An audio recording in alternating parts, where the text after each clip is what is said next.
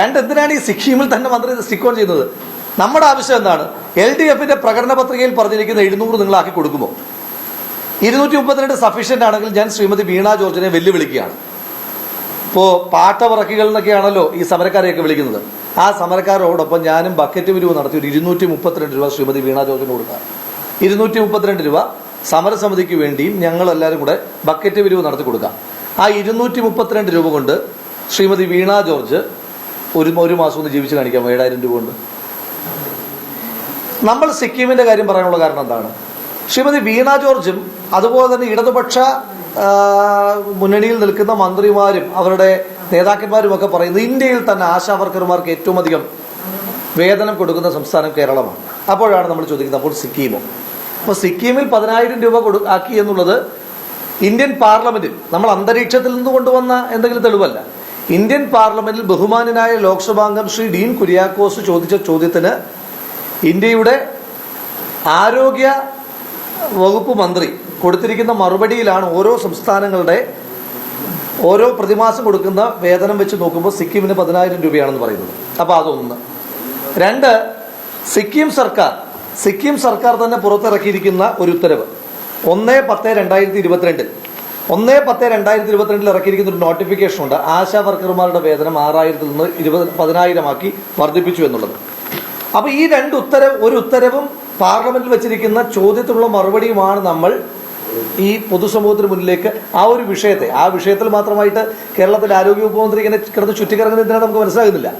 അപ്പോൾ ആ വിഷയത്തിനകത്ത് മാത്രം പ്ലേസ് ചെയ്തിരിക്കുന്ന ഈ 2 തെളിവുകളാണ്.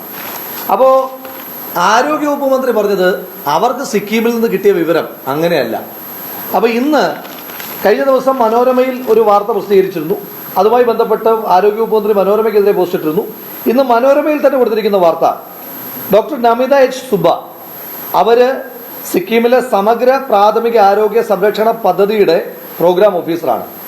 അവർ മനോരമയോട് പറഞ്ഞിരിക്കുന്ന വിവരം, കേരളത്തിലെ വിവാദം എന്താണെന്ന് അറിയില്ല, സംസ്ഥാനത്തിന്റെ പണം ഉപയോഗിച്ച് 10000 രൂപ ആശാ വർക്കർമാർക്ക് കൊടുക്കുന്നുണ്ട് എന്ന് മനോരമ ഇന്ന് റിപ്പോർട്ട് ചെയ്തു. അപ്പം സിക്കിമിലെ പ്രോഗ്രാം ഓഫീസറിനെ കോട്ട് ചെയ്തുകൊണ്ട് മനോരമയുടെ ലേഖനം. ഇനി പോട്ടെ, മനോരമ ആരോഗ്യവകുപ്പ് മന്ത്രിക്ക് അല്ലെങ്കിൽ മാധ്യമങ്ങൾ തന്നെ ഇപ്പോൾ ആരോഗ്യവകുപ്പ് മന്ത്രിക്ക് അത്രയ്ക്ക് കൊണ്ട് പിടിക്കുന്നില്ലല്ലോ. മുൻകാല മാധ്യമ പ്രവർത്തകയാണെന്നുള്ള കാര്യമൊക്കെ അവർ മറന്നുപോയി. പോകട്ടെ, ഇനി മാധ്യമങ്ങളെ മാറ്റി നിർത്ത്. സിക്കിം സർക്കാരിൻ്റെതായി വന്നിരിക്കുന്ന ഉത്തരവ് 1, ഇന്ത്യൻ പാർലമെന്റിൽ വന്നിരിക്കുന്ന ചോദ്യങ്ങളുടെ മറുപടിയായിട്ടുള്ളത് 2. ഇനി ആരോഗ്യവകുപ്പ് മന്ത്രി കിട്ടിയിരിക്കുന്ന വിശദാംശം എടുത്തതാണ്, അത് പുറത്തുവിടണ്ടേ? ഇനി അവിടുത്തെ ദേശാഭിമാനിക്കാർ കൊടുത്തിരിക്കുന്ന വിവരമാണോ 6000 രൂപ വീതമാണ് മാസം എപ്പോഴും കൊടുത്തുകൊണ്ടിരിക്കുന്നതെന്ന് അവിടുത്തെ ദേശാഭിമാനിയാണോ ശ്രീമതി വീണ ജോർജിനെ വിളിച്ചറിയിച്ചത്? അപ്പൊ എന്താണ് അതിന്റെ തെളിവ്? ഒന്നാമത്തെ പ്രധാനപ്പെട്ട പ്രശ്നം. 2, എന്തിനാണ് ഈ സിക്കിമിൽ തന്നെ മന്ത്രി സ്റ്റിക്ക് ഓൺ ചെയ്യുന്നത്? നമ്മുടെ ആവശ്യം എന്താണ്? LDFന്റെ പ്രകടന പത്രികയിൽ പറഞ്ഞിരിക്കുന്ന 700 നിങ്ങളാക്കി കൊടുക്കുമോ? 232 സഫീഷ്യന്റ് ആണെങ്കിൽ ഞാൻ ശ്രീമതി വീണ ജോർജിനെ വെല്ലുവിളിക്കുകയാണ്. ഇപ്പോ പാട്ടവറക്കികൾ എന്നൊക്കെയാണല്ലോ ഈ സമരക്കാരെയൊക്കെ വിളിക്കുന്നത്. ആ സമരക്കാരോടൊപ്പം ഞാനും ബക്കറ്റ് പിരിവ് നടത്തി ഒരു 232 രൂപ ശ്രീമതി വീണ ജോർജിന് കൊടുക്കുക. 232 രൂപ സമരസമിതിക്ക് വേണ്ടിയും ഞങ്ങൾ എല്ലാവരും കൂടെ ബക്കറ്റ് പിരിവ് നടത്തി കൊടുക്കാം. ആ 232 രൂപ കൊണ്ട് ശ്രീമതി വീണ ജോർജ് ഒരു മാസം ഒന്ന് ജീവിച്ച് കാണിക്കാം 7000 രൂപ കൊണ്ട്. ശ്രീമതി വീണ ജോർജിന് ജീവിക്കാൻ കഴിയുമോ? 7000 രൂപ ഒരു മാസം കൊടുക്കുക. അതായത് ഒരു ദിവസം 232 രൂപ ചെലവാക്കി ശ്രീമതി വീണ ജോർജ് ജീവിച്ച് കാണിക്കണം. ഈ മന്ത്രിയുടെ ആനുകൂല്യമൊന്നും പറ്റരുത്. ശ്രീമതി വീണ ജോർജിനെ സംബന്ധിച്ചിടത്തോളം ഒരു ദിവസം ഏതാണ്ട് 3000 രൂപയാണ് ശമ്പളം. ആനുകൂല്യങ്ങളെ പറ്റി കിടക്കുന്നില്ല. ഒരു ദിവസം 3000 രൂപ ശമ്പളം. വാഹനത്തിന് പണച്ചെലവുണ്ടോ? യാത്ര ചെയ്യാൻ പണച്ചെലവുണ്ടോ? ഭക്ഷണത്തിന് പണച്ചെലവുണ്ടോ? മറ്റെന്തെങ്കിലും കാര്യങ്ങൾക്ക് ചികിത്സയ്ക്ക് പണച്ചെലവുണ്ടോ എന്നാ ചോദിക്കുക. MLA എന്ന നിലയിൽ എനിക്കും കിട്ടുന്നില്ല. കിട്ടുന്നുണ്ട്.